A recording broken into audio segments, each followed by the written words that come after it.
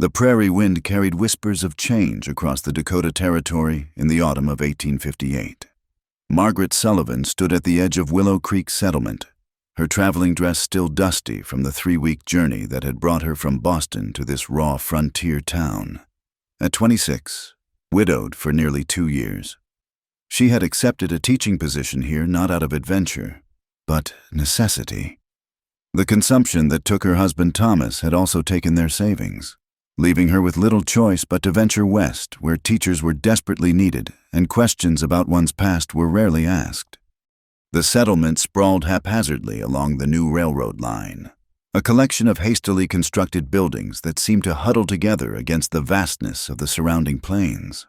The schoolhouse, her new domain, stood at the town's northern edge, a simple wooden structure with real glass windows, a luxury in these parts. Sheriff Coleman had proudly pointed it out during her arrival, along with stern warnings about venturing too far from town. Sioux territory begins just past those bluffs, he'd said, gesturing toward the rolling hills that rose like earthen waves against the horizon. They've been peaceful enough lately, but a woman alone must be careful. Always stay within sight of town. Mrs. Sullivan. Margaret had nodded dutifully, though something in her rebelled against yet another set of restrictions. In Boston, it had been the suffocating propriety of mourning customs. Here, it seemed, the cage was merely larger, bounded by invisible lines drawn between civilization and what the townsfolk called savage lands. 3 days into her new life, she discovered the spring. She'd been following what appeared to be a deer path, searching for late-blooming wildflowers to brighten the stark schoolroom. The sound of water had drawn her through a stand of cottonwoods, their leaves already turning gold in the early autumn light. There, hidden from the settlement's view, lay a natural spring that fed into a clear pool before meandering away as a narrow creek. The beauty of it stopped her breath. Limestone rocks formed natural steps down to the water's edge, and ancient trees provided a cathedral-like canopy overhead. It felt sacred, untouched by the grasping hands of progress that were reshaping the frontier. She knelt at the water's edge, cupping the cold, sweet water to her lips. That's when she saw him. He stood waist-deep in the pool, water streaming from his long black hair. For a moment, neither moved. Margaret's mind catalogued details with the strange clarity that comes with shock, the broad shoulders marked with scars, the copper skin that seemed to glow in the filtered sunlight, the guarded wariness in dark eyes that watched her with the same frozen surprise she felt. He was Lakota. She knew this instinctively, though she'd never seen a native person this close. Everything Sheriff Coleman had warned against crystallized in this moment. She was alone, far from town, facing one of the hostels the settlement men spoke of in hushed, fearful tones. Yet he made no threatening move. Instead, he raised one hand slowly, palm outward, and spoke a single word in a language she didn't understand. His voice was deep, carefully neutral. When she remained frozen, he tried again in accented English. "I mean no harm." Margaret found her voice, though it emerged as barely a whisper. I didn't know anyone was here. I'll go." "This is sacred water," he said, still maintaining that careful distance. "But you drank with respect. You may stay." Something in his manner, dignified despite his vulnerable position, made her bold. "I'm the new teacher at the settlement." A ghost of a smile touched his lips. "I know. The whole prairie knows. A woman alone who teaches children their letters." He moved toward the far bank where she now noticed clothes folded on a rock. "I am called Riverhawk in your tongue." "Margaret Sullivan," she replied automatically, then felt foolish for the formal introduction. What was the etiquette for meeting an undressed man of any race at a secret spring? He pulled himself from the water with fluid grace, and she quickly averted her eyes, though not before noticing more scars across his back, some old and faded, others more recent. When she looked again, he had wrapped a blanket around his waist and was studying her with curious intensity. "You are not like the others from the town," he observed, How do you know what the others are like? We watch. We know who builds with greed and who builds with hope. We know who comes with guns and who comes with books. He gestured toward the settlement.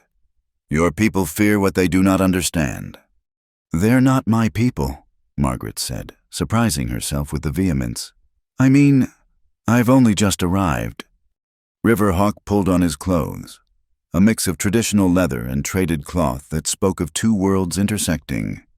Yet you will live among them. Teach their children to think like them. I'll teach them to read and write and cipher, she corrected. What they think is their own business. This earned her a fuller smile and a praising look. Spoken like someone who has not yet learned how the frontier shapes thoughts. But perhaps... He paused, seeming to weigh his words. Perhaps you are different. He moved to leave, then turned back.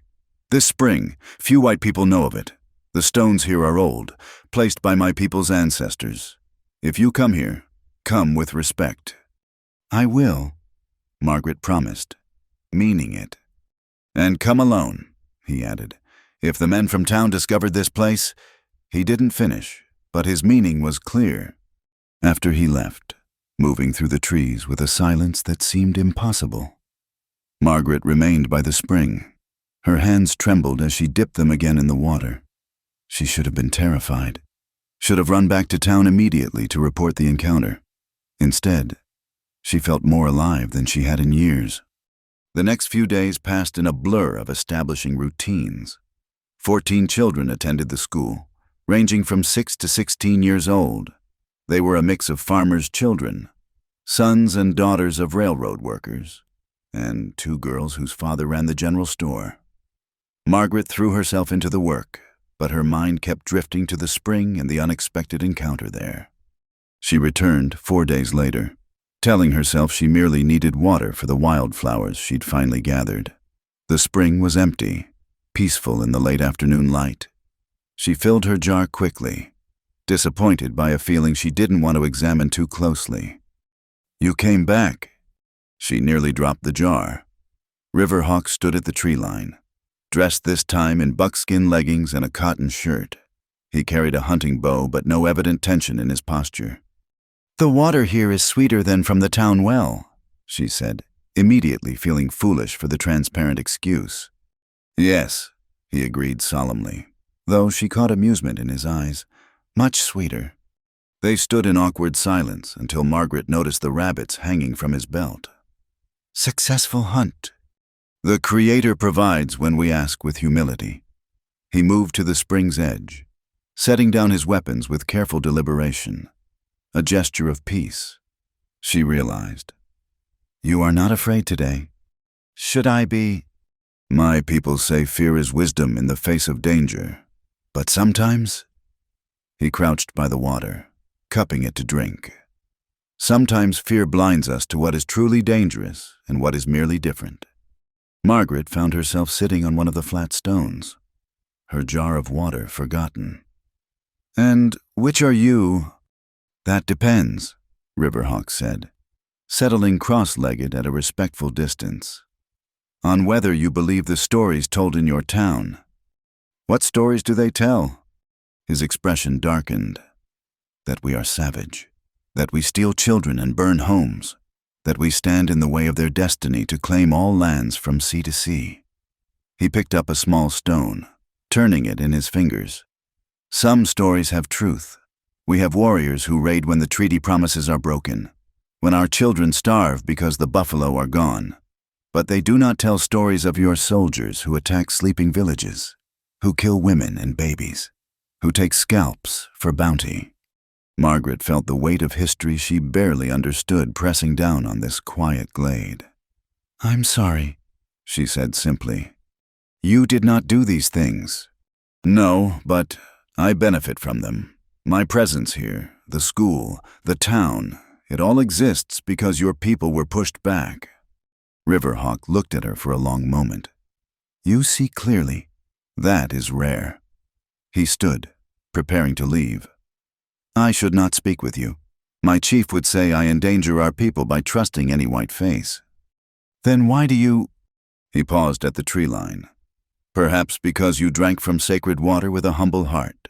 Perhaps because you teach children, and teachers in any tongue are worthy of respect. Or perhaps, he smiled slightly, perhaps because the spirits whisper that some meetings are meant to be.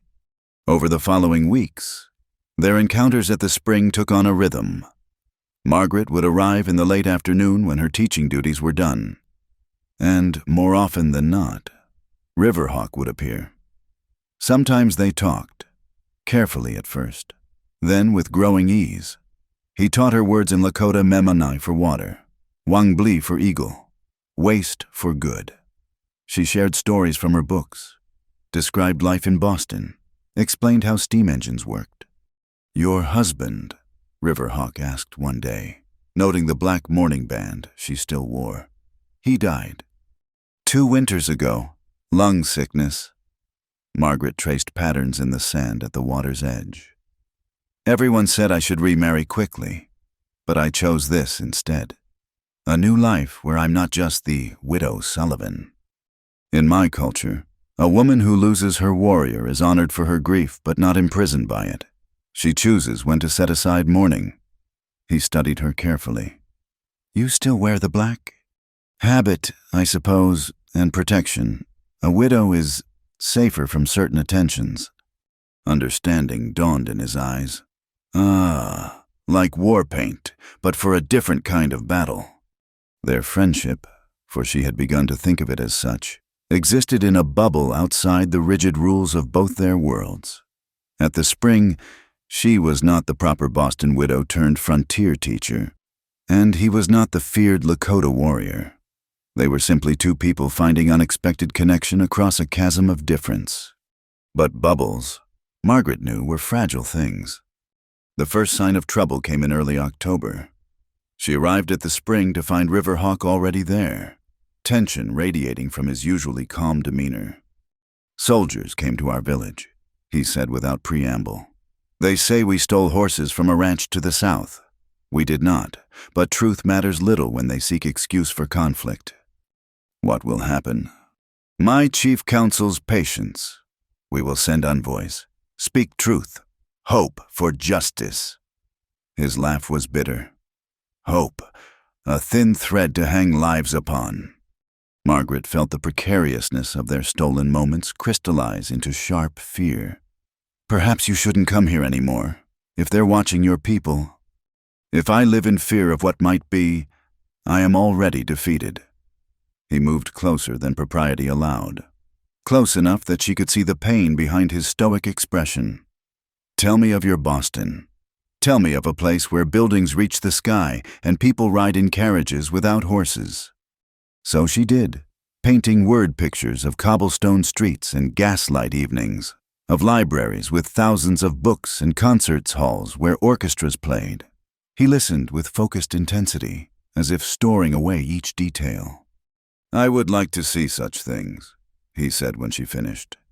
"But I think my path leads elsewhere." "Paths can change," Margaret said softly. "I never thought mine would lead here." "No," Riverhawk agreed, his gaze holding hers. "Some paths surprise us." The moment stretched between them, heavy with unspoken possibilities. Then, as always, reality intruded. The sun was setting, painting the sky in shades of amber and rose. Margaret stood reluctantly. "I should return. They'll wonder." "Yes," but neither moved. Finally, Riverhawk stepped back, breaking the spell. "Be careful.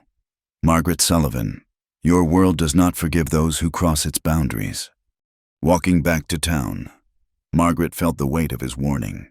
She thought of the careful distances maintained at their meetings, the way they circled around truths too dangerous to speak aloud. She thought of how his rare smiles had become precious to her, how she found herself counting days between their encounters. At the schoolhouse, she lit the oil lamp and tried to focus on preparing tomorrow's lessons, but her mind kept returning to dark eyes that saw too much, to scarred hands that moved with surprising gentleness, to a voice that made her English name sound like music. Outside, the prairie wind rose, rattling the windows. Somewhere beyond the safe circle of town lights, Riverhawk's people faced an uncertain future. And here, in her small sanctuary of books and chalk dust, Margaret Sullivan faced the terrifying realization that her carefully reconstructed life was already beginning to crack at the foundations. The spring had given her more than sweet water. It had given her a connection that defied every rule she'd been taught, every boundary her world demanded she maintain. As she finally blew out the lamp and made her way to her small rooms above the dry goods store, Margaret wondered if some boundaries, once crossed, could ever be restored. The stars above the prairie seemed to pulse with possibility and warning in equal measure. And somewhere in the darkness between two worlds, a sacred spring held secrets that would soon demand a price neither Margaret nor Riverhawk could yet imagine. The first snow came early that year, dusting the Dakota plains in a thin white veil by late October. Margaret pulled her shawl tighter as she made her way to the spring, her footprints leaving a telltale trail she hoped would be obscured before anyone noticed. These meetings had become essential to her, like air or water, necessary for survival in ways she didn't fully understand. Riverhawk was teaching her to see the land differently, where she once saw emptiness. She now noticed the subtle signs of life, the way rabbits had worn paths through the grass, how certain plants grew near water, which birds announced changes in weather. In exchange, she brought books when she could, reading aloud from poetry or adventure stories that made him laugh with their romanticized versions of frontier life. "You're writers," he said one afternoon, after she'd finished a particularly dramatic passage about savage raids. "They must have very good imaginations." You mean it's not accurate? Margaret asked with mock innocence. "If we attacked like this story says, whooping and riding in circles, we would all be dead long ago." He demonstrated the theatrical war cry described in the book, making her laugh until her sides hurt. "We survive because we are smart, not because we are loud." Their shared laughter died as they heard horses approaching. Riverhawk moved swiftly, pulling Margaret behind the large cottonwood trees. Through the lattice of branches, they watched 3 cavalry soldiers water their horses at the spring. "Clear so far," one said, "but keep your eyes open. Orders are to map every water source within 20 miles of the settlement." "Planning for something big?" another asked. "Colonel thinks if we control the water, we control the hostiles. Dry season coming next summer could be useful leverage." Margaret felt Riverhawk tense beside her, his hand moving instinctively to the knife at his belt. She touched his arm gently, a warning to stay still. The soldiers lingered for what seemed like hours, but was probably only minutes before mounting up and continuing their patrol. They waited in silence until the sound of hoofbeats faded completely. When Riverhawk finally spoke, his voice was tight with controlled anger. "They map our sacred places like plotting conquest." He stepped away from their hiding spot, pacing the spring's edge like a caged wolf. "This water has flowed since before memory. My grandmother's grandmother drank here, prayed here, and they would make it a weapon against us." "I'm sorry," Margaret said, knowing how inadequate the words were. "You apologize often for things not of your making." "Because I don't know what else to say. Because being sorry is all I can offer." He stopped pacing, studying her with those penetrating dark eyes. "You could offer truth. Tell them this place is sacred. Tell them—" "They wouldn't listen to me. I'm just the schoolmarm, and a newcomer at that. Sheriff Coleman already watches me with suspicion because I take long walks alone. Then we are both trapped by what others expect of us." The anger drained from him, replaced by something that looked like sorrow. "Come, I will show you something." He led her along the stream, further than they'd ventured before, to where the water pooled again in a smaller, hidden grove. Ancient pictographs marked the rocks here, faded but still visible. "My people's history," he explained, tracing the symbols with reverent fingers. "This tells of the first meetings between our tribe and yours. Here, this shows the treaty signing, when we believed promises of mutual respect. And here," his hand stilled, "this shows what came after. Margaret studied the images, stylized but clear enough broken promises. Conflict, loss. Who made these? My uncle. He was a keeper of stories before the soldiers killed him at Sand Creek. Riverhawk's voice remained steady, but she heard the pain beneath. He taught me that history lives not just in marks on stone, but in the telling, in the remembering. Tell me, Margaret said softly. Help me remember. So he did. As afternoon shadows lengthened, Riverhawk shared stories of his people, not the savage tales told in the settlement, but accounts of a complex society with laws and traditions, joys and sorrows, wisdom accumulated over generations. He spoke of the buffalo hunts before the great herds were decimated, of ceremonies that marked the seasons, of children raised by entire villages in love and discipline. We are not perfect, he said. We war among ourselves, make mistakes, struggle with change, but we are people, not the monsters or mystical spirits your kind make us to be. Margaret absorbed it all, feeling her worldview shift and reshape with each story. In Boston, she said slowly, they speak of manifest destiny as if God himself ordained that white civilization should sweep from sea to sea. I never questioned it before.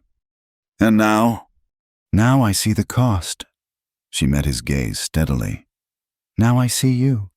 Something shifted in the air between them, a recognition that went beyond words. Riverhawk reached out, almost touching her face, then let his hand fall. This is dangerous, he said quietly. I know. Not just for us, for my people, for your position in the town. We should stop meeting. I know, Margaret repeated, but neither moved to leave. The next few weeks brought a fever of stolen moments. Margaret found herself creating excuses for water-gathering trips, while Riverhawk appeared with increasing frequency despite the risks. They developed a system of signals. A particular arrangement of stones meant it was safe to meet. Disturbed earth warned of recent patrols. He taught her practical skills under the guise of cultural exchange, how to move quietly through dry leaves, which plants could heal minor wounds, how to read weather signs. She reciprocated by teaching him written English beyond the basic trading vocabulary he knew. Your letters are like bird tracks, he complained one day, struggling with her cursive writing. Why not make them clear? Because beauty matters too, she said, guiding his hand to form the flowing letters. Not everything needs to be purely functional. The touch of his hand under hers sent an unexpected jolt through her. They both stilled, awareness crackling between them. Margaret pulled away first, busying herself with organizing the writing materials she'd brought. I should tell you, Riverhawk said carefully. My chief speaks of moving our band further west, away from the soldiers, the settlers, perhaps beyond the Black Hills. The news hit Margaret like a physical blow. When? Perhaps spring, perhaps sooner if the pressure grows worse. He watched her reaction closely. It would be safer for everyone. Of course, she managed. That's wise. But her hands trembled as she packed away the paper and ink. The thought of the spring without him, of returning to the empty politeness of settlement society, made her chest tight with panic she couldn't name. That evening, back in her rooms, Margaret stared at her reflection in the small mirror above her washstand. When had the hollow-eyed widow from Boston transformed into this woman with wind-chapped cheeks and secrets burning behind her eyes? When had duty become a cage rather than a comfort? The next morning brought disturbing news. During Sunday service, which Margaret attended out of obligation rather than faith, Reverend Morrison announced that a ranch to the south had been raided. 3 horses stolen, property destroyed. He intoned from the pulpit, The Lord calls us to righteous defense against the heathen threat. Whispers rippled through the congregation. Margaret caught fragments, knew we couldn't trust them, should drive them all out. Only language they understand is force. Mrs. Watson, the banker's wife, leaned over to Margaret. You must be frightened, dear, walking about alone as you do. Perhaps you should consider curtailing your nature expeditions. I'm quite safe. Thank you, Margaret replied, fighting to keep her voice level. Still, one can't be too careful. Why? Just yesterday, my husband saw Indian sign not 2 miles from town, bold as brass. They're getting... After service, Sheriff Coleman approached Margaret. He was a large man who wore his authority like an ill-fitting coat, always tugging at it to make sure others noticed. Mrs. Sullivan, a word. She waited, hands folded, projecting what she hoped was innocent attention. Folks have noticed your frequent walks. Now, I'm not one to tell a lady her business, but with tensions rising, might be best to keep closer to town. I appreciate your concern. Sheriff, my students enjoy the plant samples I collect for our nature studies. His eyes narrowed slightly. Funny thing about plants, they grow just as well inside the settlement boundaries. Not all of them, Margaret said pleasantly. Education requires a broader perspective, don't you think? He studied her for a long moment. Just remember, ma'am, your safety is my responsibility. Wouldn't want anything unfortunate to happen to our school teacher. The threat was subtle, but clear. Margaret maintained her smile until he walked away, then slumped against the church wall. How long before someone followed her? How long before her careful secret shattered? She almost didn't go to the spring that day, but the thought of Riverhawk waiting, possibly worried, drew her out. She took a circuitous route, doubling back twice to ensure she wasn't followed. He was there, tension evident in every line of his body. The raid, he said immediately. It was not my people. I didn't think. Others are already thinking it. He ran a hand through his hair. A gesture she'd learned meant deep agitation. The horses were taken by white men. We tracked them. The shoe patterns are clear. But who will believe us?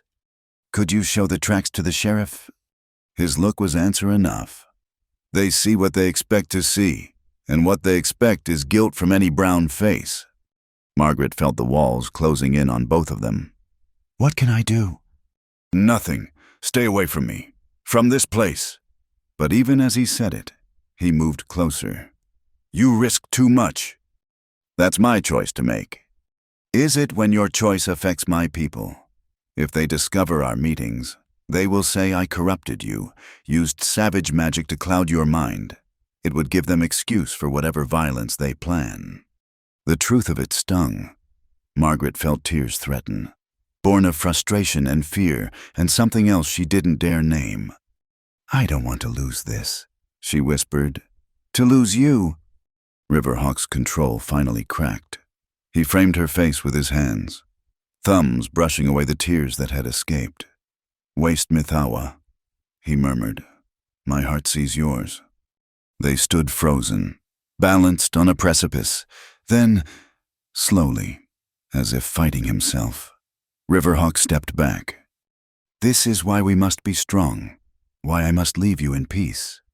His voice roughened. Before we cross lines that cannot be uncrossed. But Margaret, who had been proper and dutiful all her life, found her courage. What if I want to cross them? Then you are braver than I, he said softly. Or more foolish. Perhaps both. Despite everything, he smiled, that rare, full smile that transformed his usually serious face. Yes, perhaps both. They parted with nothing resolved, everything more complicated than before. Margaret walked back to town feeling as though she carried a storm inside her chest. At the schoolhouse, she tried to lose herself in lesson planning, but the words swam before her eyes. A knock at the door interrupted her brooding.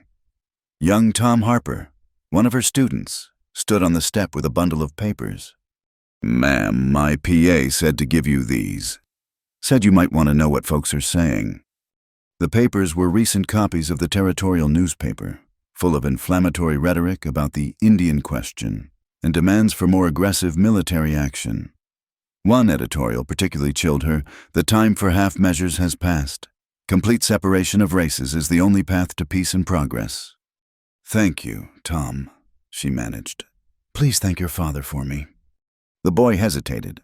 Ma'am, my PA also said, well, he said you're a good teacher and all, but maybe you should be careful about being different.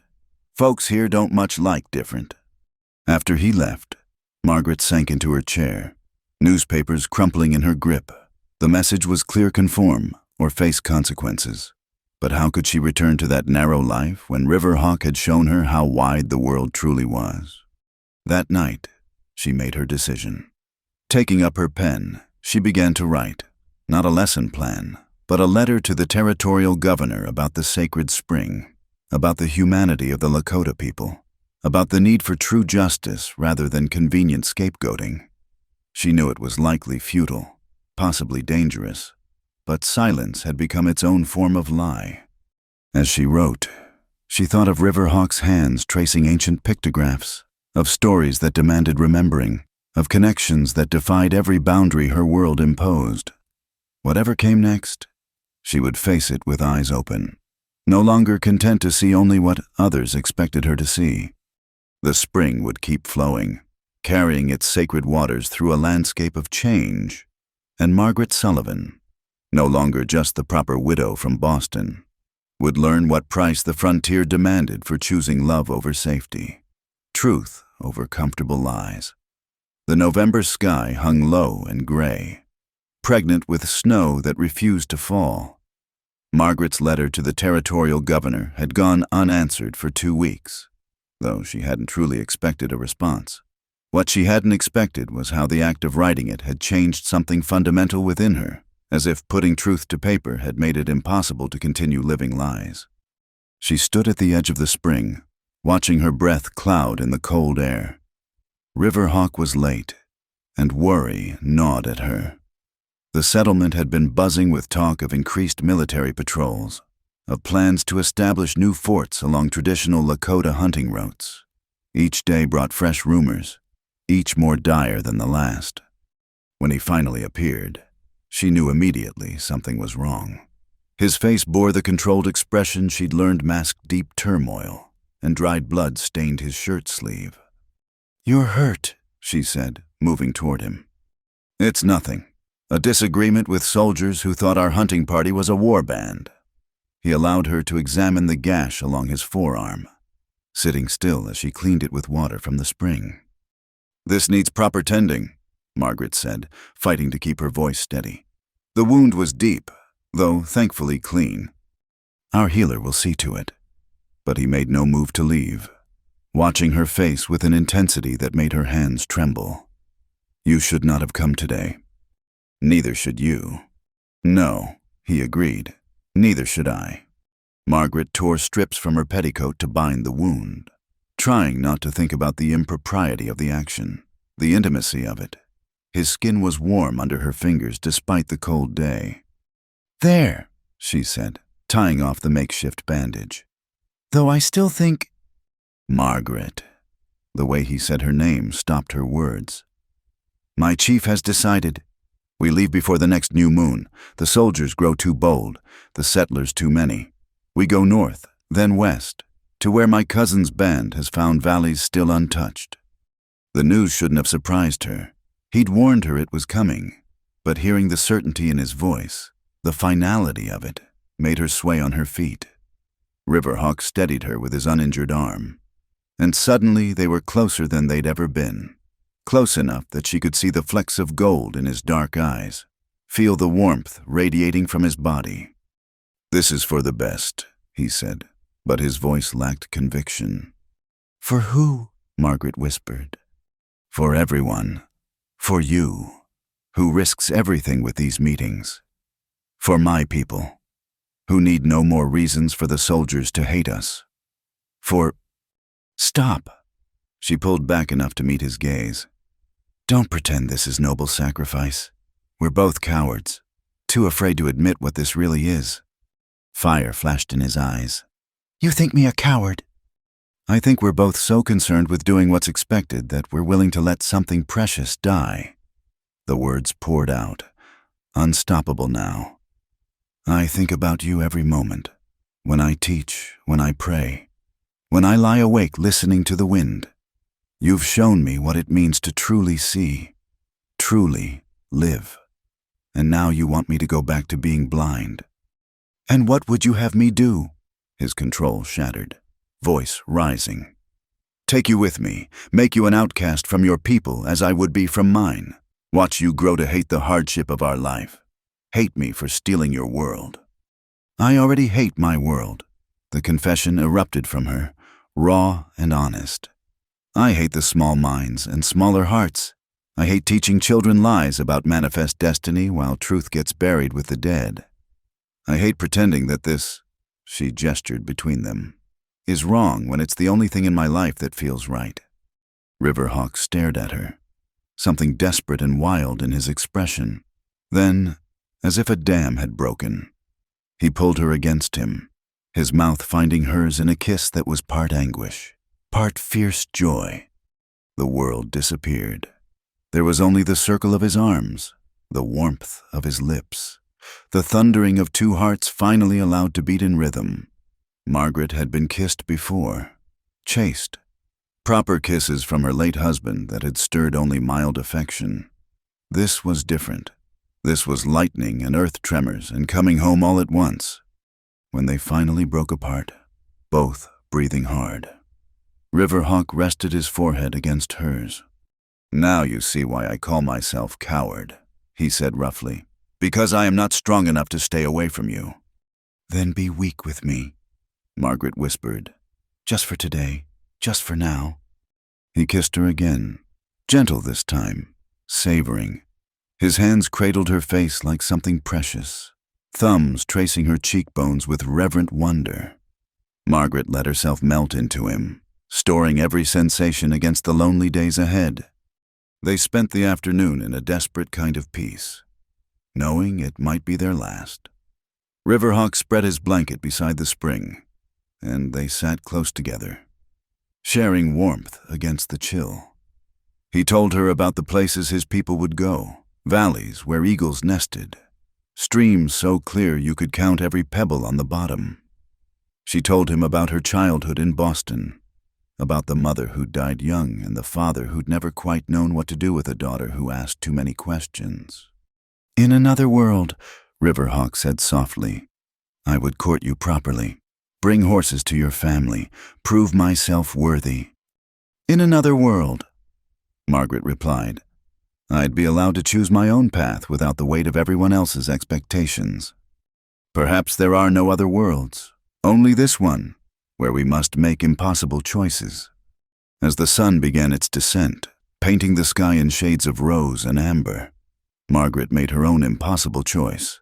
She turned to face Riverhawk fully, taking his hands in hers. Let me feel you once, she begged, her voice barely above a whisper. Let me have one memory that's wholly ours, untainted by fear or duty or tomorrow's sorrow. Riverhawk's breath caught. His hands tightened on hers, and she saw the war play out in his eyes, desire against honor, need against wisdom. Margaret, he said, her name a prayer and a plea. I'm not asking for forever, she said, though her heart cried out for exactly that. I'm asking for now. For something real to hold on to when everything else feels like shadow. He studied her face for a long moment, then pulled her into a forbidden embrace that spoke of everything they couldn't say. His lips found hers again, and this time there was no hesitation, no holding back, just two souls recognizing each other across an impossible divide, choosing connection over isolation, love over safety. They loved each other there beside the sacred spring, under the vast Dakota sky, with a tenderness that transcended the physical. Each touch was a promise, each whispered endearment a defiance of the world that would keep them apart. Riverhawk mapped her body like territory he was trying to memorize, while Margaret gave herself with an abandon she hadn't known she possessed. Afterwards, they lay entwined under his blanket, watching the first stars appear in the darkening sky. Margaret traced the scars on his chest, each one a story of survival. No regrets, Riverhawk asked softly. None, she said firmly, except Except that we can't have more time, that I can't wake beside you tomorrow and all the tomorrows after. He pressed a kiss to her forehead. Time is a river, flowing always forward. But sometimes, rivers circle back to places they've been before. Is that a promise? It's a hope, he said. Sometimes hope is all we have. They dressed in silence as full darkness fell, both aware that everything had changed. At the edge of the tree line, Riverhawk stopped her. There's something I must tell you, he said. My English name, the one I used at the mission school before I left. It's Samuel. Samuel Crow Feather. Margaret's throat tightened. The gift of his true name, after all these months, felt like both greeting and farewell. Samuel, she repeated softly, tasting the shape of it. He touched her face one last time. Be careful. Margaret Sullivan. The world is harsh to women who color outside its lines. I've already crossed those lines, she said. There's no going back now.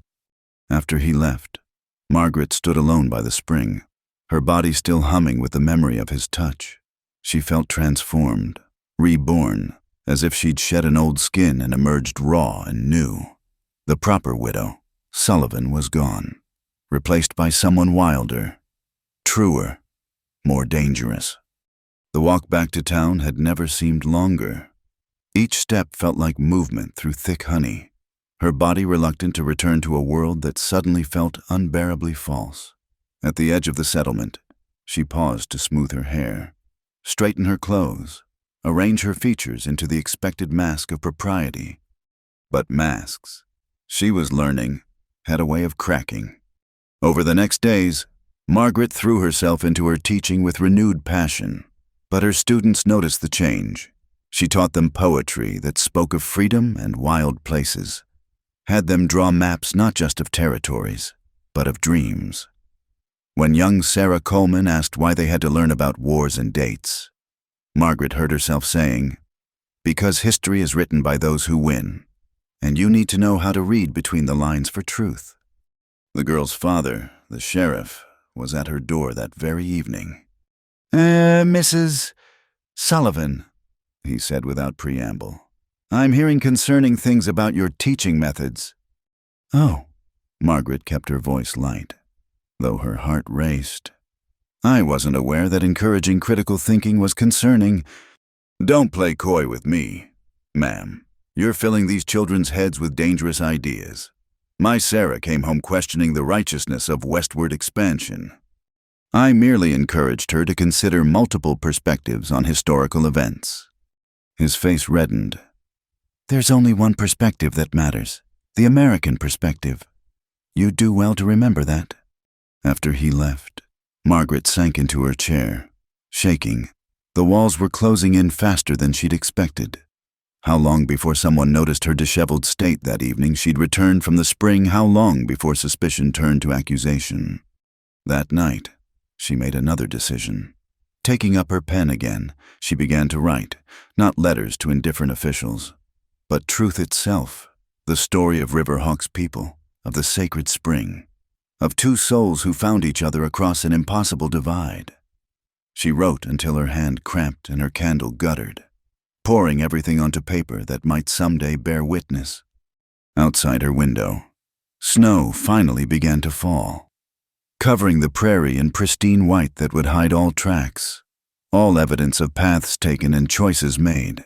But Margaret knew that some marks went deeper than snow could cover. Some choices echoed beyond the reach of winter's concealment. Somewhere out there, Riverhawk, Samuel, prepared to lead his people to safety, and here in her small room above the dry goods store, Margaret Sullivan prepared for her own journey into unknown territory, where love had made her brave and truth had made her dangerous. The spring would freeze soon, its waters hidden under ice until the world turned warm again. But Margaret carried its flow within her now, sacred and secret and eternal, as the love she'd found and lost and would carry forever in her transformed heart. The rumors started as whispers, barely audible over the clink of coffee cups at the boarding house breakfast table. Margaret kept her eyes on her plate. cutting her biscuit with careful precision while Mrs. Donnelly held court. Sarah Coleman swears she saw someone out by Willow Creek last week, a figure in the trees, watching the town. Indians. Mr. Hartwell muttered into his beard. Mark my words, they're planning something. Now, Mrs.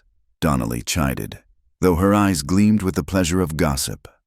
Could have been anyone, though it is strange how often our dear Mrs. Sullivan walks that direction. Margaret felt the weight of several gazes turn her way. She looked up calmly, years of Boston society training serving her well. The creek is where I collect the best clay samples for our geography lessons. Would you prefer I use inferior materials? Of course not, dear. Mrs. Donnelly said sweetly. We just worry about you, all alone out there. Why, anything could happen to a woman without protection. The threat was veiled, but clear. Margaret excused herself soon after, claiming preparation for the day's lessons. But as she climbed the stairs to her room, she heard Mrs. Donnelly's voice drift up. Mark my words, that woman is hiding something. In her room, Margaret pressed trembling hands to her face. It had been 2 weeks since Riverhawk left, 2 weeks of emptiness that yawned like a chasm in her chest. She'd returned to the spring only once, finding it deserted and somehow smaller without his presence. The sacred stones seemed to reproach her with their silence. At school, she forced herself through the motions of teaching, but her heart wasn't in it. The children sensed her distraction. Young Tom Harper raised his hand during the history lesson. Mrs. Sullivan, my PA says the cavalry's planning a big campaign come spring. Says they're going to clear out all the hostels for good. Is that true? Margaret's chalk stilled on the board. I don't know what the cavalry plans, Tom, but I do know that calling people hostiles makes it easier to forget they're human beings with families and homes. But they are hostile, insisted Clara Morrison, the Reverend's daughter. They steal and kill and... Do they?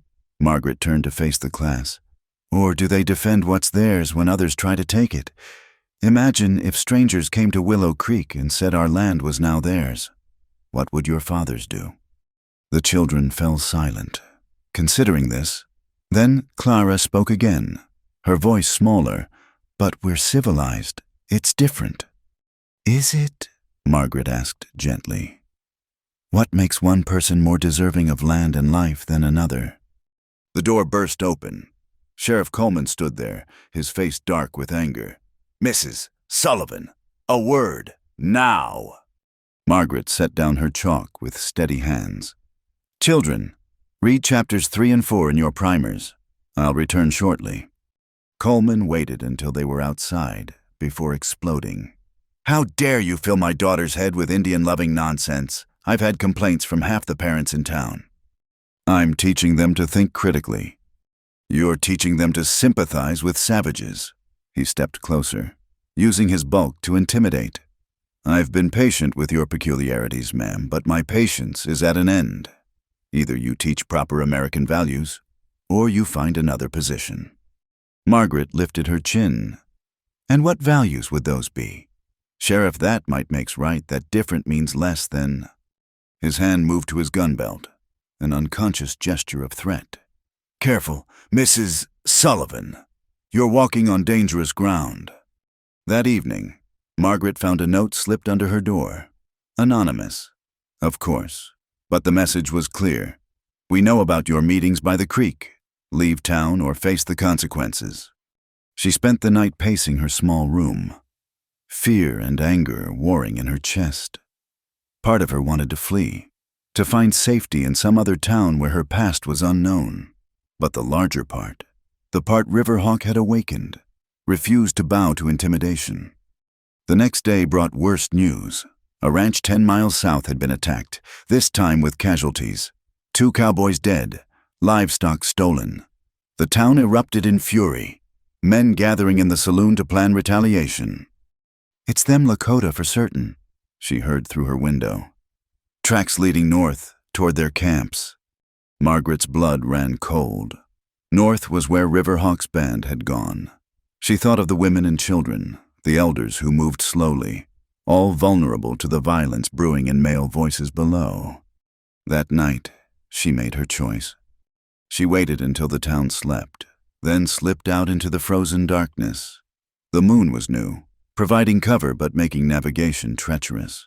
She'd never ridden at night, never attempted the journey to where she thought the Lakota camps might be, but she had to warn them. The horse she'd borrowed? Stolen.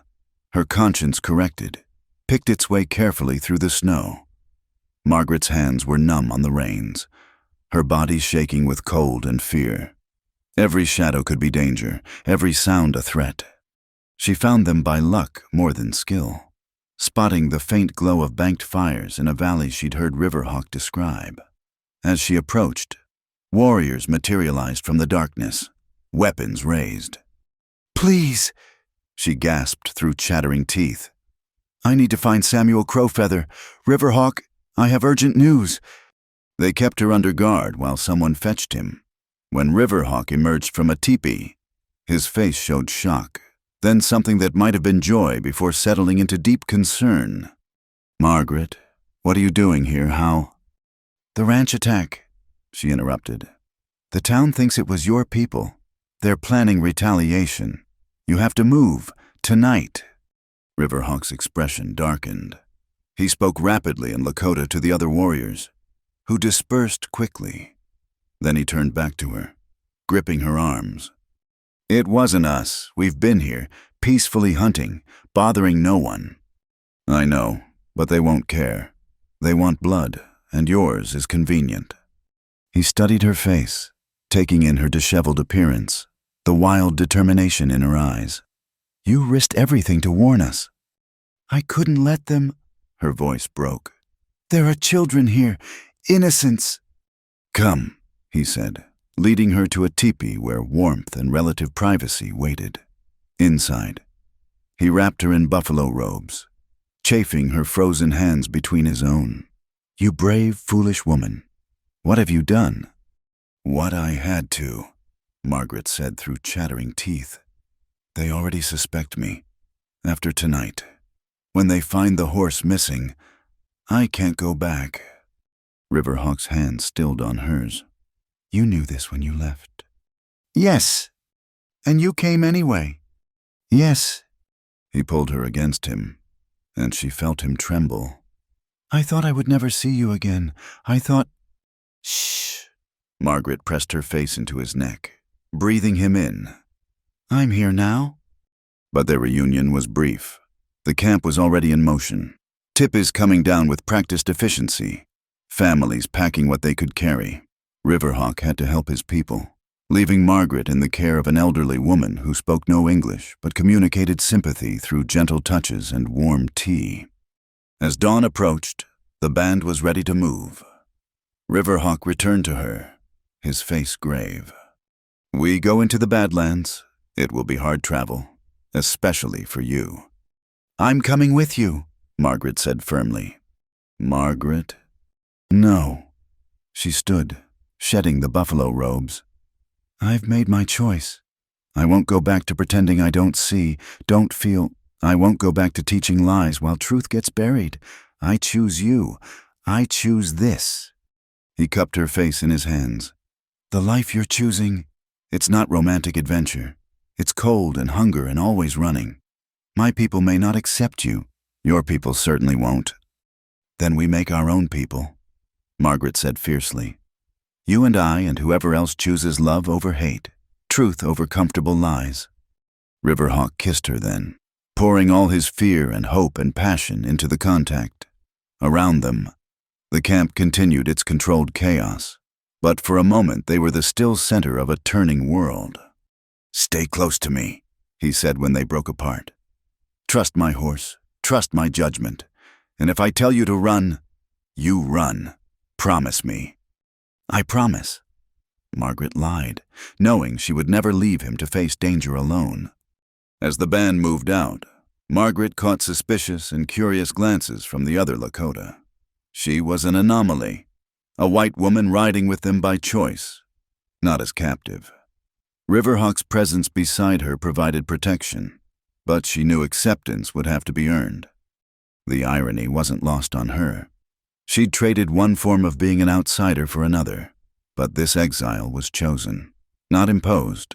This path, treacherous as it was, led toward truth rather than away from it. Behind them, smoke began to rise from the abandoned campsite, the warriors burning what they couldn't carry, leaving nothing for the pursuing soldiers to claim as victory. Margaret didn't look back. She'd made her choice at the sacred spring, sealed it with forbidden love, and now lived the consequences. As the sun rose over the Badlands, painting the twisted rock formations in shades of gold and red, Margaret felt something she hadn't experienced since Thomas died: purpose. Not the dutiful purpose of widow's work, but the fierce purpose of a woman who'd found something worth fighting for. Beside her, Riverhawk rode with vigilant grace, leading his people away from one danger and probably toward others. But his hand reached out periodically to touch hers, confirming her presence, acknowledging the gift of her choice. "No regrets?" he asked as they paused to water the horses. Margaret looked at him, this man who'd shown her what courage really meant, who'd awakened her heart and challenged her certainties, and smiled. "None," she said, "only gratitude." The journey ahead was uncertain, the challenges immense, but Margaret Sullivan, who'd arrived in the Dakota Territory as a proper Boston widow, now rode into the wilderness as something altogether different, a woman who'd chosen love over safety, truth over comfort, and found herself in the process. The Badlands in winter were a testament to nature's harsh beauty. Margaret had never imagined such landscapes existed. Twisted spires of rock painted in layers of red and white, canyons that cut deep into the earth like ancient wounds, and everywhere the bone-deep cold that seemed to seep through every layer of clothing. They'd been traveling for 3 days when the scouts brought word soldiers were following, a full company with Cherokee trackers. The news rippled through the band like wind through grass, leaving fear in its wake. Chief Standing Elk called council that night. Margaret watched from the edge of the firelight as Riverhawk joined the other warriors in debate. Though she couldn't understand the rapid Lakota, she read the gravity in their faces, the weight of impossible choices. "They want to split up," Riverhawk explained when he returned to her. "Smaller groups are harder to track, but it means families separated, the weak left more vulnerable." "What do you think?" He stared into the fire, jaw tight. "I think we're running out of options. The soldiers know these lands now, have guides who can follow our tracks. And with you here—" He didn't finish, but she heard the unspoken concern. "I'm slowing you down," Margaret said quietly. "No." He gripped her hand. "But your presence complicates things. Some in the band blame you for bringing this trouble." Margaret had felt the hostile stares, heard the muttered words that needed no translation. Only Riverhawk's protection and the intervention of a few elders who remembered kindnesses from other whites had kept things from escalating. "Maybe they're right," she said. "Maybe I should." "Should what return? They'll hang you for a traitor, or worse, stay behind. You'd freeze before morning." His voice roughened with emotion. "You made your choice, and I made mine. We face what comes together." That night, wrapped in buffalo robes in Riverhawk's teepee, Margaret listened to the wind howl outside and tried not to think about the comfortable bed she'd left behind, the warm classroom, the simple certainties of her former life.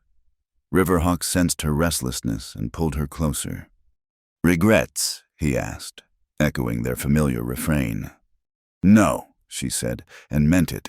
"Just adjusting." He was quiet for a moment. "When I was young, the missionaries took me to their school. They cut my hair, forbade our language, tried to wash the Indian from my skin.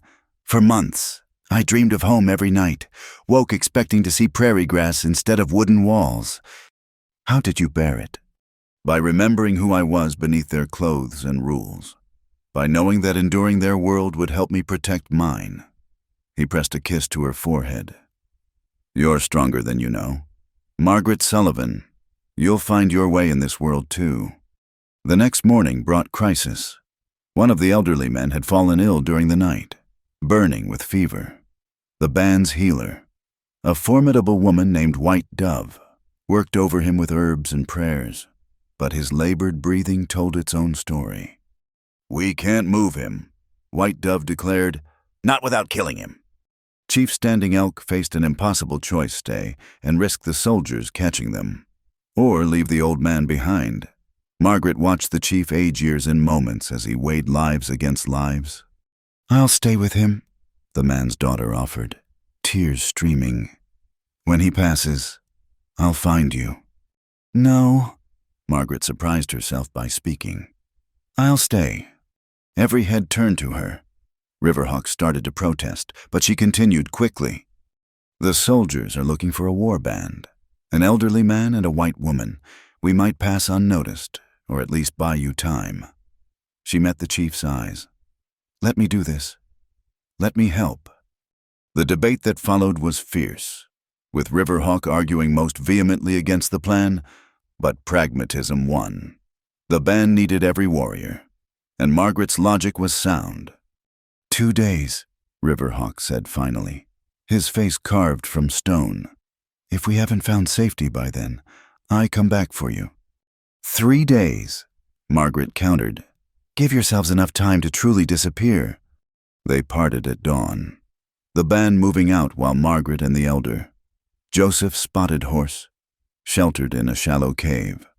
Riverhawk's goodbye was brief by necessity, but his eyes promised volumes.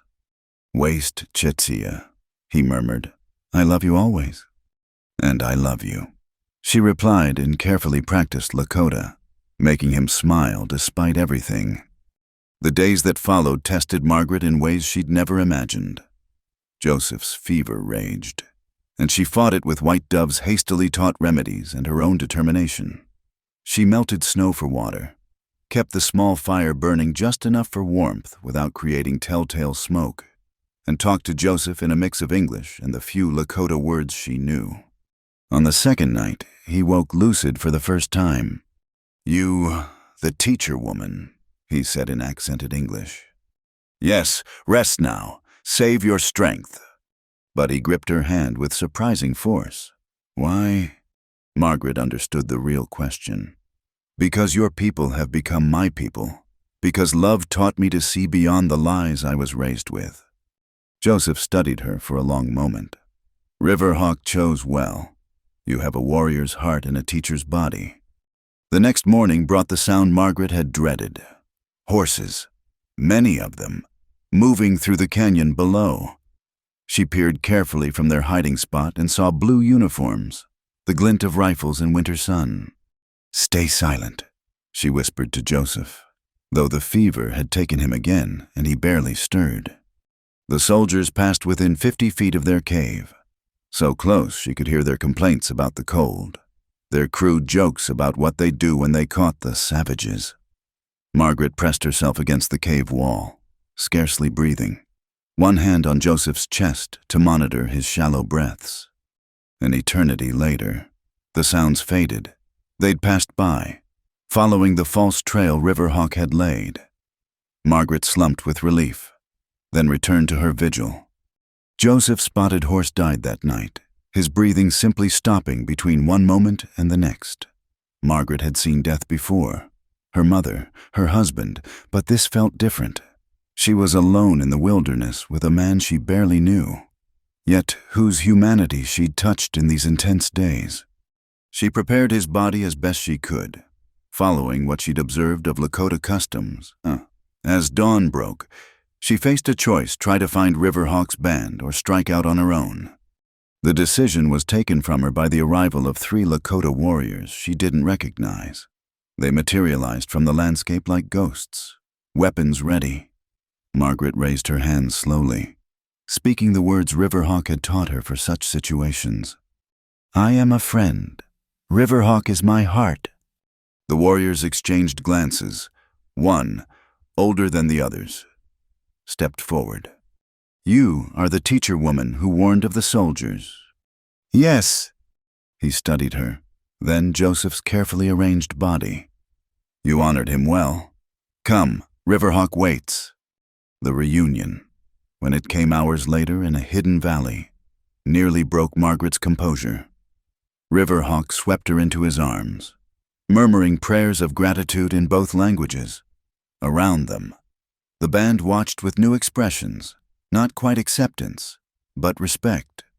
Joseph Spotted Horse, Chief Standing Elk asked. Passed peacefully. I did what I could. The chief nodded gravely. His daughter wishes to speak with you. Margaret braced for anger or grief, but the woman embraced her. Thank you, she whispered, for not letting him die alone, for honoring our ways. That night, the band held a ceremony for Joseph. Margaret sat with the women, listening to the death songs that rose into the star-filled sky. She thought of her own losses. How different grief looked when shared by a community instead of born in isolation.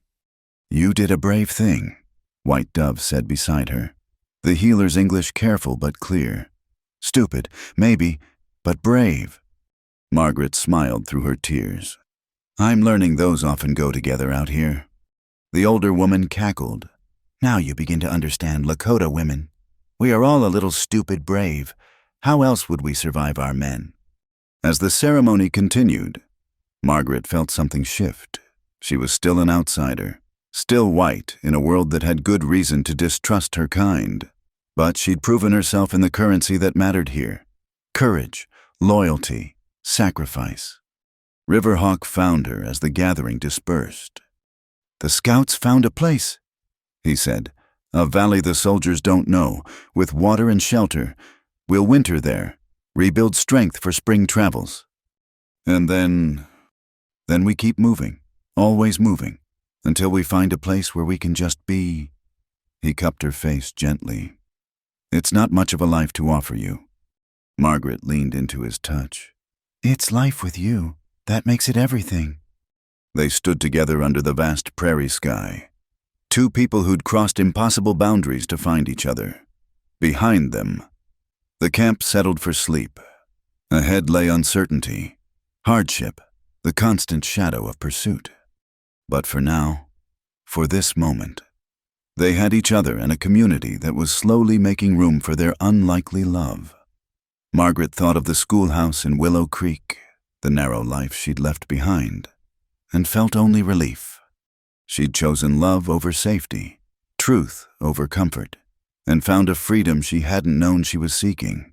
The price was high, would continue to be high, but as Riverhawk led her to their teepee, as she lay down beside him in the warmth of shared blankets and shared purpose, Margaret knew she'd make the same choice again.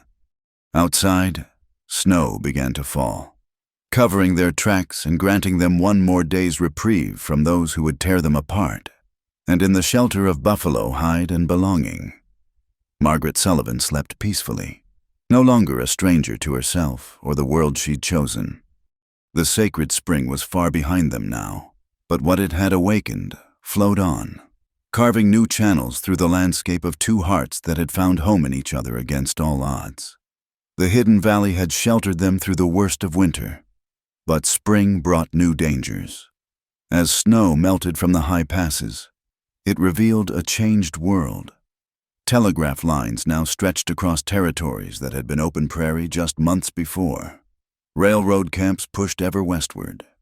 And the soldiers, always the soldiers, spreading like a tide that recognized no boundaries. Margaret had adapted to the rhythms of nomadic life with surprising grace.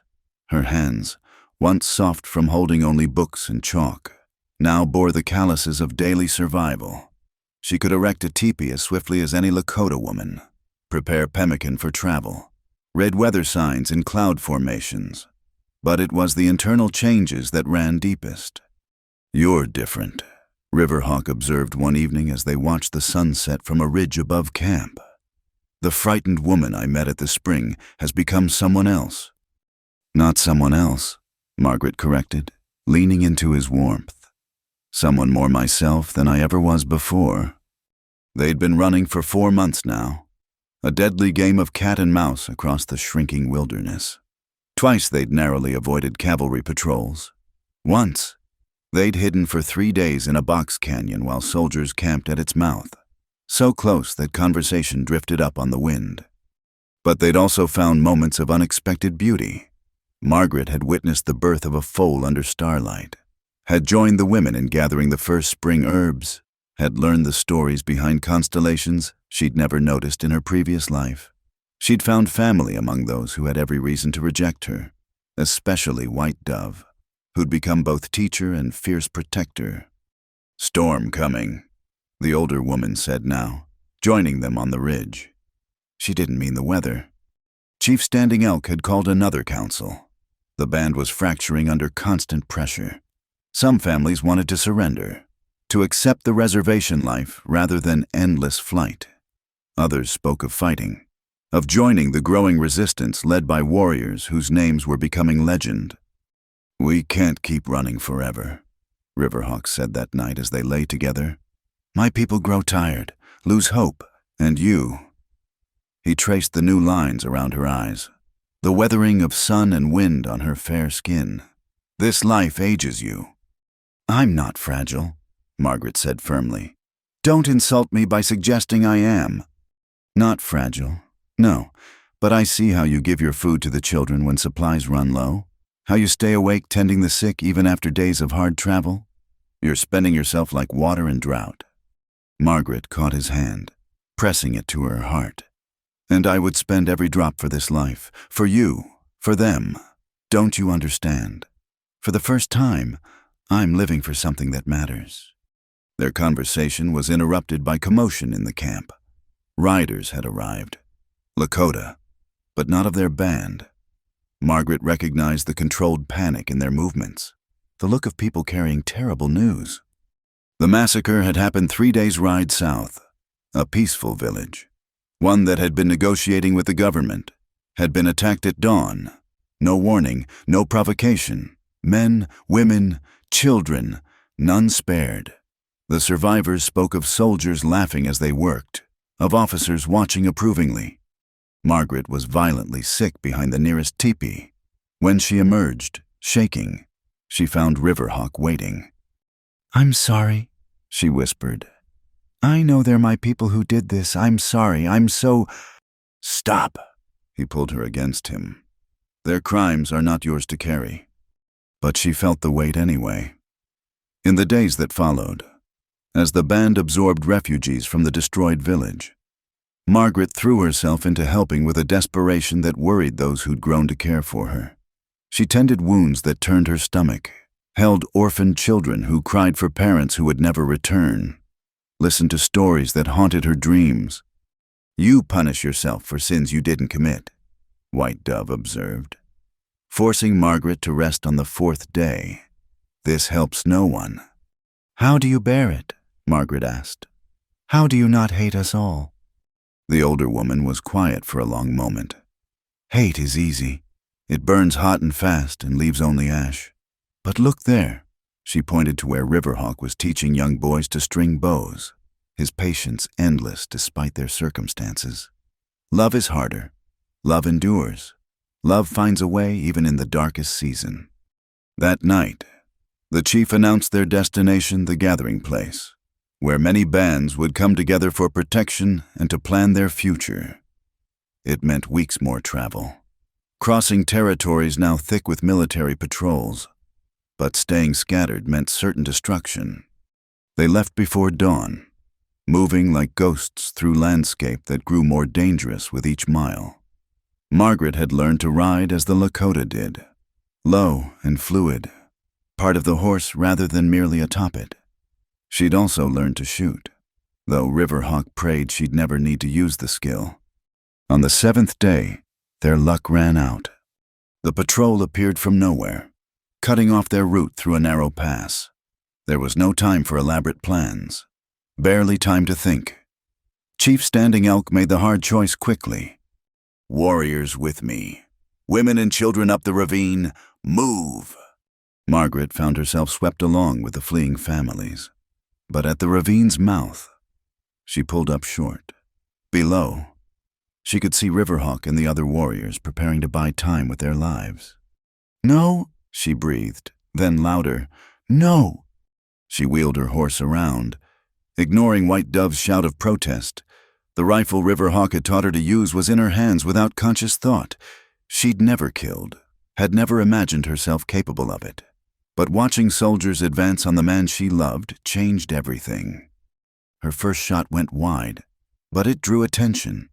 Soldiers turned toward this unexpected threat, a white woman defending Indians. The confusion bought precious seconds.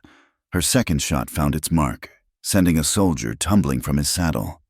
Margaret, get back! Riverhawk's voice carried over the chaos, but she was beyond hearing.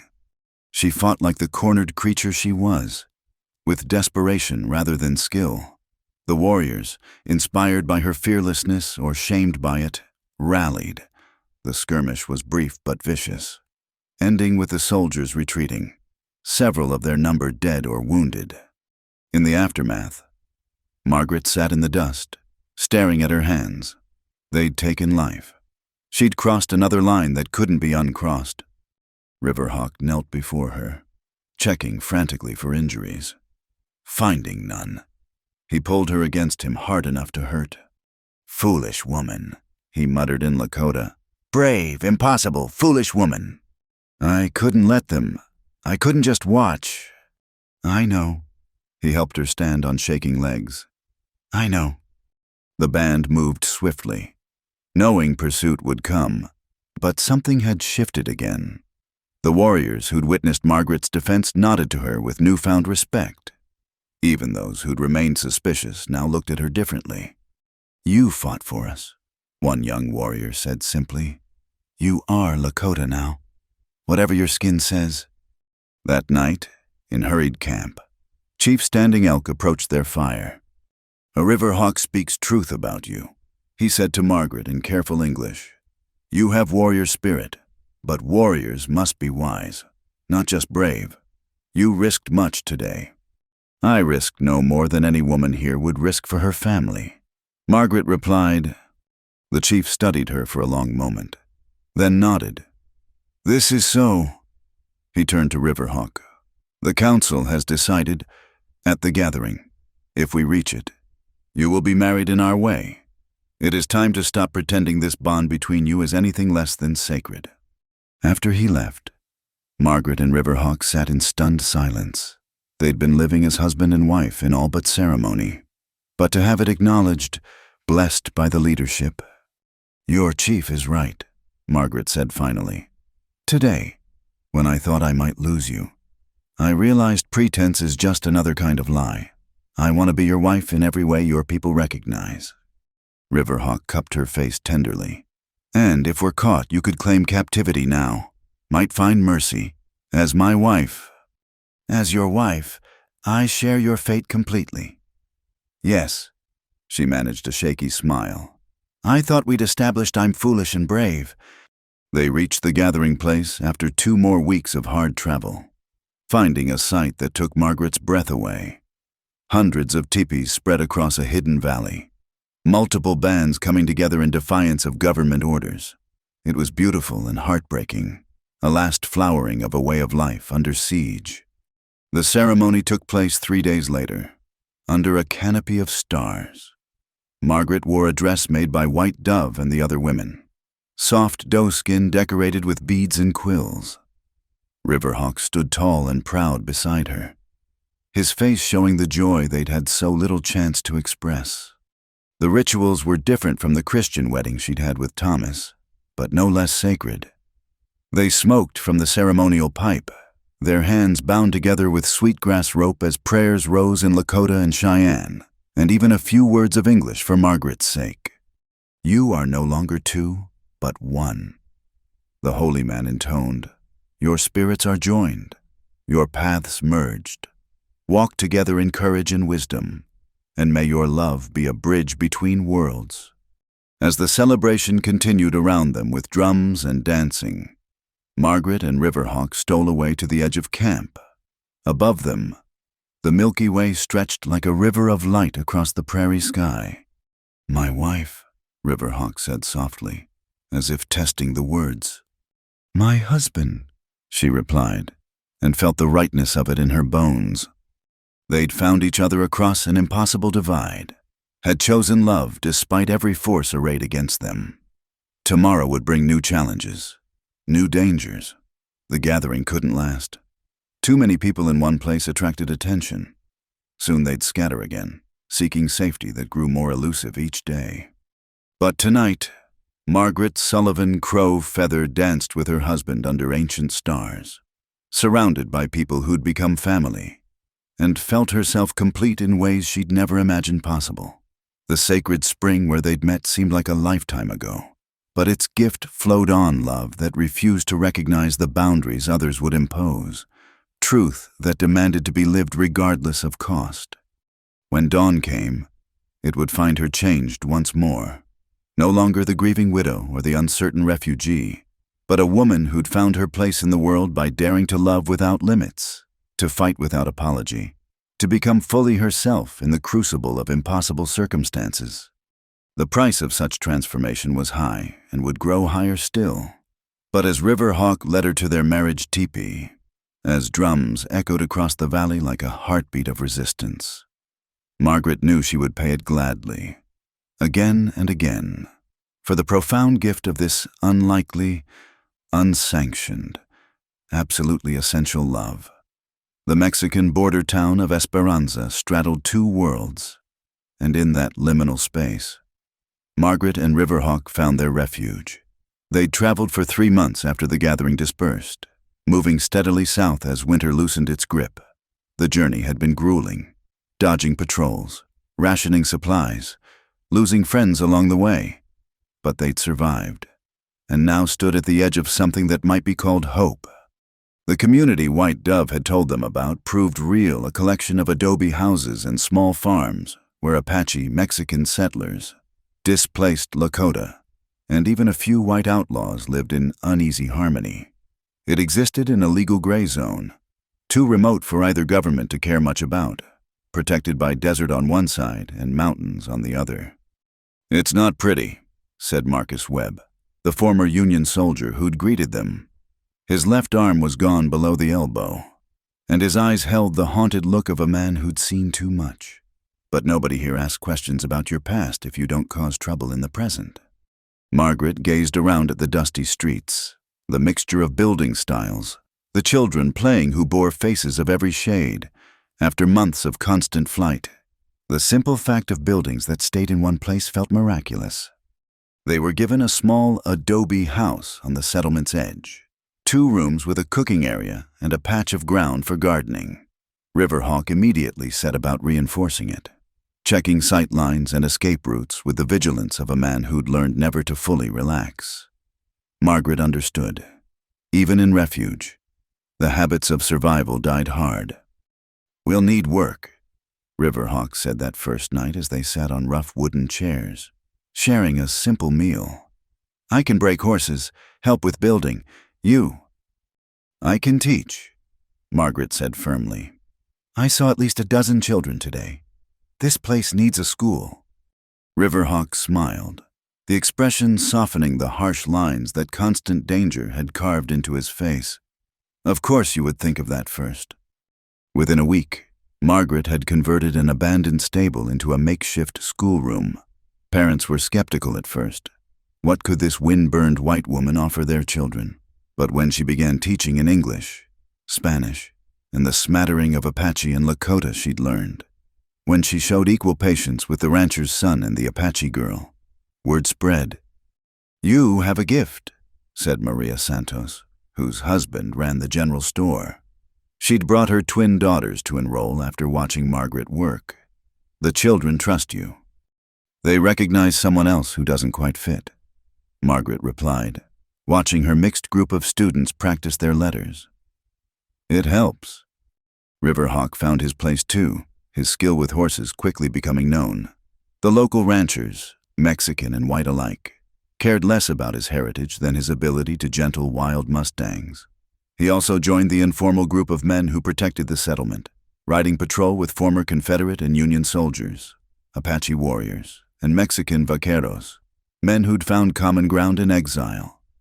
Their life took on rhythms Margaret had thought lost forever.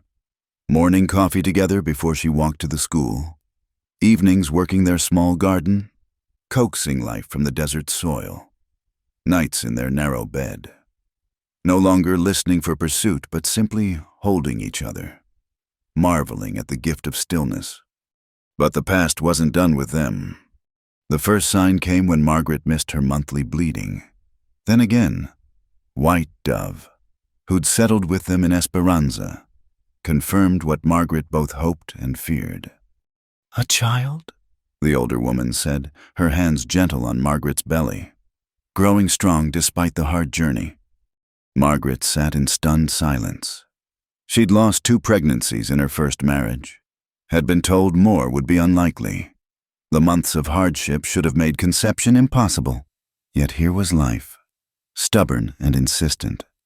Riverhawk's reaction when she told him was to pull her into his arms and hold her so tightly she could barely breathe. When he finally pulled back, tears tracked down his weathered cheeks. A child, he whispered in wonder. Then, more soberly, here in this uncertain place. Where better? Margaret asked. Where we're not illegal, where they can grow up seeing all kinds of people living in peace. But peace, she was learning, was always temporary for people like them. The trouble started small. New faces in the settlement, asking too many questions. Men who claimed to be traders but whose eyes lingered too long on Riverhawk, on the other Lakota families who'd found refuge here. Margaret noticed them watching the school, marking which children belonged to which parents. Indian agents, Marcus Webb confirmed, spitting tobacco juice into the dust. Bounty hunters too, most likely. Governments offering good money for renegades to force onto reservations. Riverhawk's hand went to his knife. Let them try. Won't be that simple, Webb warned.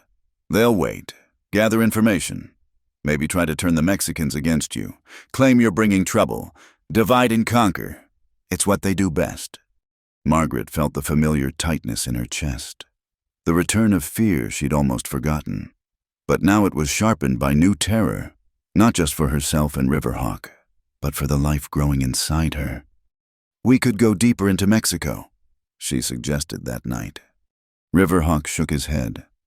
Running forever is no life for a child, and he placed a protective hand on her still flat belly. You need stability now. Care White Dove can provide, safety for the birth. They weren't the only ones facing hard choices. The small Lakota community met regularly, debating options. Some wanted to fight if the agents came. Others spoke of trying to disappear into the Mexican population, cutting their hair and abandoning traditional ways.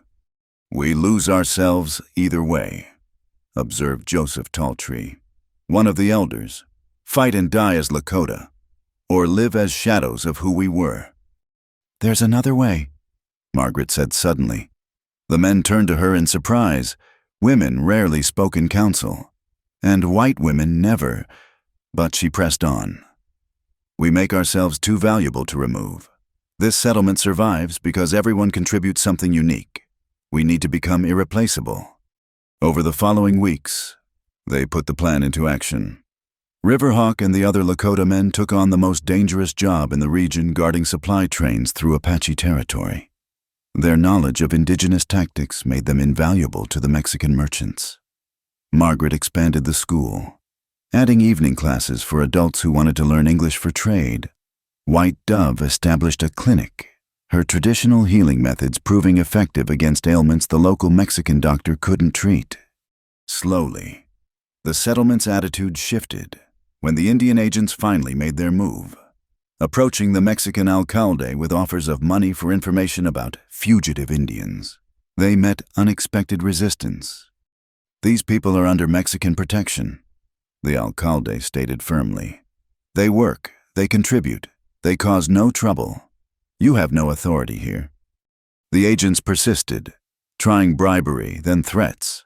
But Esperanza had survived by protecting its own, and the bonds forged in exile proved stronger than government gold. Still, Margaret knew it was only a reprieve. The agents would return with more men, more pressure. The U.S. government's reach grew longer every year. As her pregnancy advanced, she found unexpected joy even amid uncertainty. The women of Esperanza, Mexican, Apache, white, and mixed rallied around her. They shared remedies for morning sickness, sewed tiny clothes, told stories of their own births to calm her fears. "You carry a bridge child," Maria Santos said one day, hands resting on Margaret's swollen belly. "Born between worlds, belonging to all and none. Such children often carry special medicine." Riverhawk built a cradle with the focused intensity of a man creating something sacred. He carved symbols from both their traditions into the wood Lakota prayers for protection alongside the Celtic knots Margaret remembered from her grandmother's stories. But their happiness was shadowed by news from the north. The resistance was failing. One by one, the free bands were being forced onto reservations or destroyed. Chiefs who'd sworn to fight to the death were negotiating surrender to save their people. The frontier was closing, and with it, the spaces where people like them could exist. "Perhaps we should be grateful," Riverhawk said one night, his hand gentle on her belly as the baby kicked. "To have had this time at all, to have created this life." "Don't talk like that," Margaret said fiercely. "We're not done yet. We're not giving up." But when the pains began on a sweltering July night, all thoughts fled except the immediate reality of birth. It was long and difficult, the baby positioned wrong. White Dove worked with calm efficiency, while Riverhawk held Margaret's hands and whispered prayers in 2 languages. When their daughter finally emerged, screaming and perfect, the sunrise was painting the desert in shades of gold and rose. Margaret, exhausted beyond measure but filled with fierce joy, watched Riverhawk hold their child for the first time. "What do we name her?" he asked, tears streaming unashamedly down his face. Margaret thought of all they'd been through, all the boundaries crossed and prices paid. She thought of the sacred spring where love had found them, the long flight that had tested them, this precarious piece they'd carved from an unforgiving world. "Hope," she said finally. "We name her Hope. In Lakota, too. What's the word?"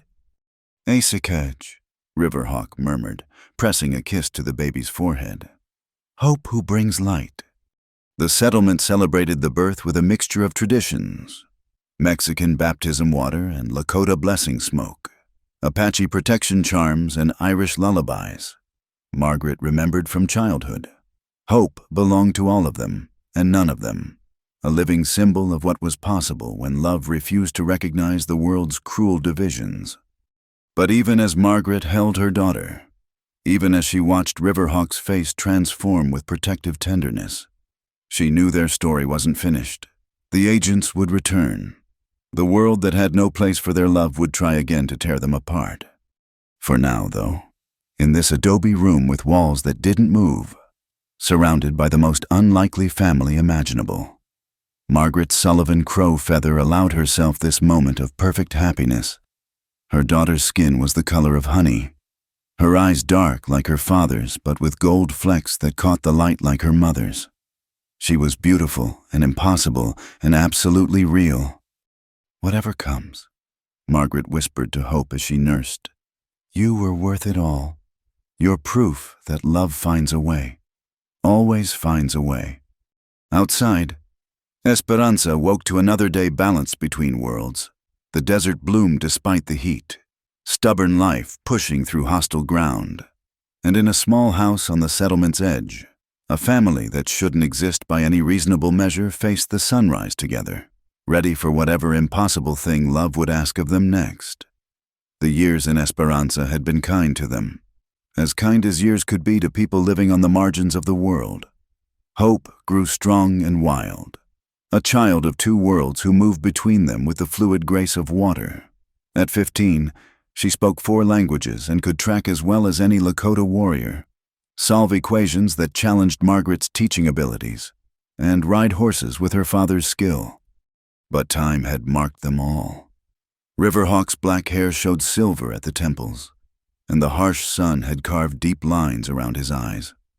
Margaret's hands, once smooth, bore the calluses and spots of decades spent building a life from stubborn earth.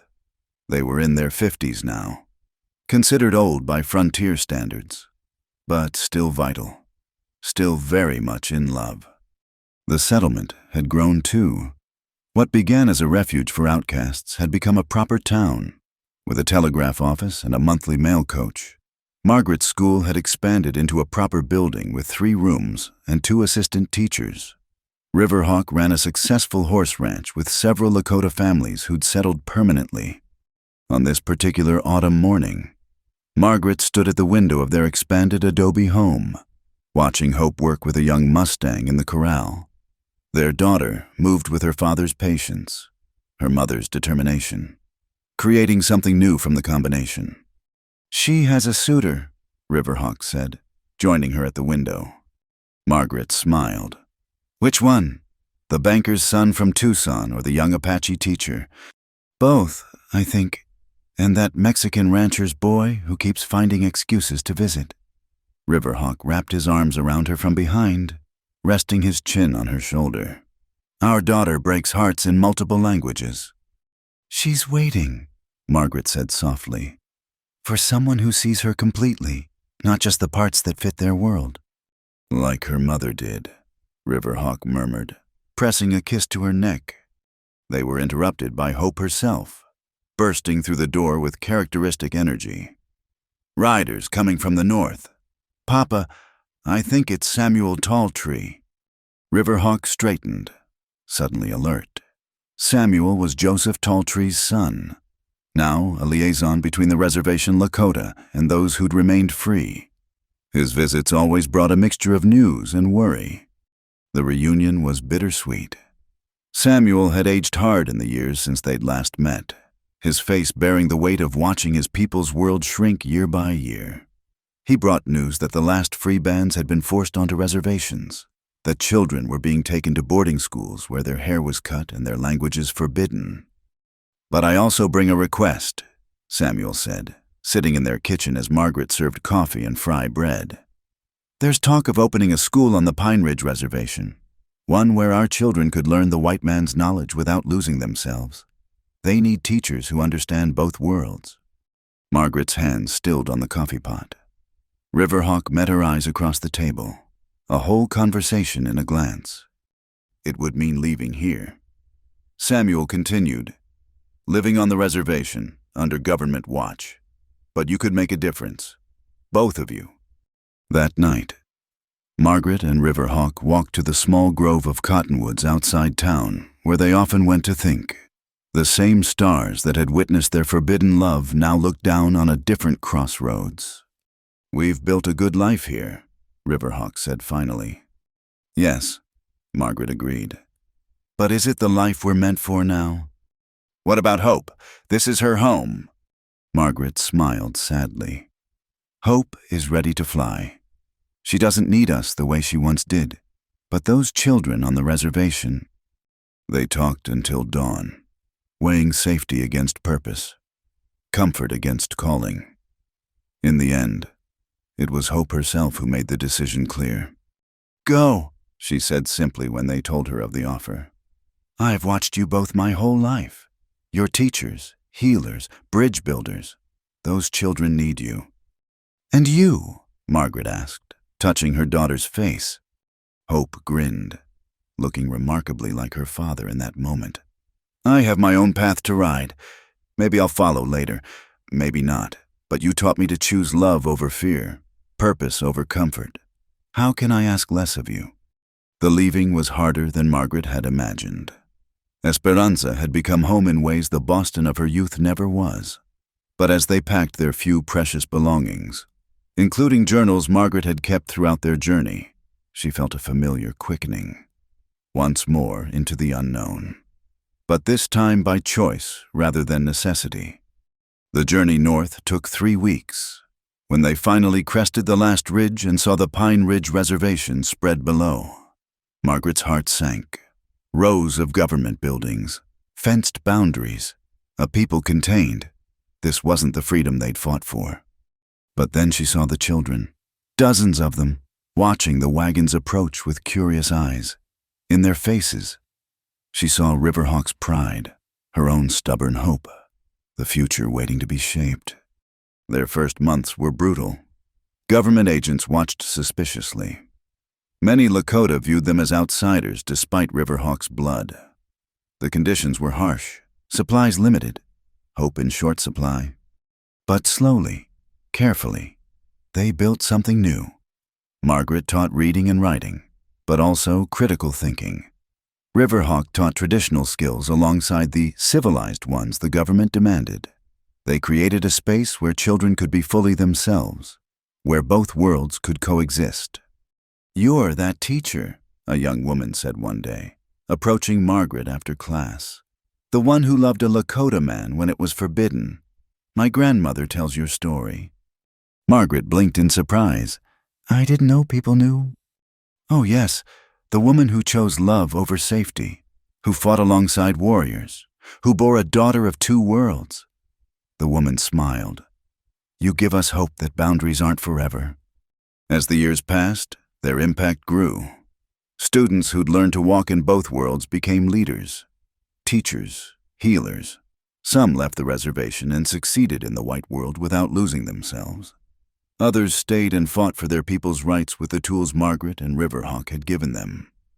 Hope visited regularly, eventually bringing a husband, the Apache teacher, as it turned out, and grandchildren who carried the mixture forward another generation. Watching Riverhawk teach his grandson to string a bow while Margaret read to his granddaughter, the circle felt complete. On their 40th anniversary, they returned to the sacred spring where it all began. The settlement of Willow Creek had grown into a proper town, but the spring remained hidden, protected by the same grove of cottonwoods. They were alone there, two people grown old together against all odds. "Regrets?" Riverhawk asked, their ritual question taking on new weight with age. Margaret looked at him, this man who'd been worth every sacrifice, every hard choice, every moment of joy and sorrow, and smiled. "Only one," she said. His eyebrows rose in surprise. "That we don't have another lifetime to love each other in." He pulled her close, and they stood together by the water that had witnessed their beginning. Somewhere, their daughter taught school in a thriving town. Somewhere, their grandchildren grew strong and free. Somewhere, the children they taught carried forward the lesson that love recognizes no boundaries, that different doesn't mean less than, that courage comes in many forms. When Riverhawk passed 3 winters later, Margaret held his hand and sang him over in the Lakota way he'd taught her.